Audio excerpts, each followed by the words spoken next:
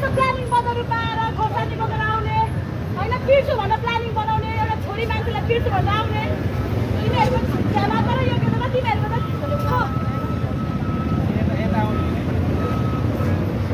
तिमीलाई मलाई 1 घन्टा अगाडि हात जोडेर नाम नलड्नु पिरितलाई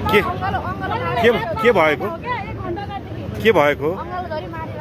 के भएको खासमा यस्तो हिजोदेखि एमालेको कार्यकर्ताहरू एमालेको समर्थक यहाँ आउनु भएको छ आइयो विरोध गर्नु पाइयो आफ्नो पार्टीले समर्थन गर्नु पाइयो तर अराजक शैलीमा कसैलाई हात हाल्ने शैलीमा प्लानिङ बदलेर आउनु पाइनेवाला छैन कानुनी उपचार गर यदि तेरो पार्टीको र तेरो समर्थकले गलत गरेको छैन भने कानुनी उपचार गर अदालत छ त्यहाँ गएर लड तर यसरी पीडितहरूले आएर हातपात नगर पार्टीको नाम लिएर तिमीहरू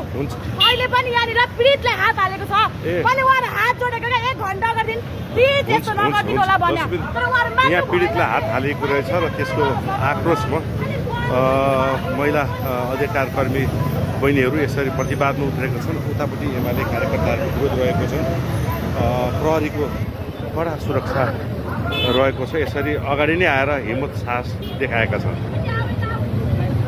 बहिनीले चाहिँ मलाई यसरी भुताल्दाखेरि चाहिँ म निहुरेको देखेँ नि तर मैले उसको पेटमा लक लगाएको थिएँ नि त त्यो लक लगाउनको लागि नै चाहिँ म निहुरेको थिएँ होइन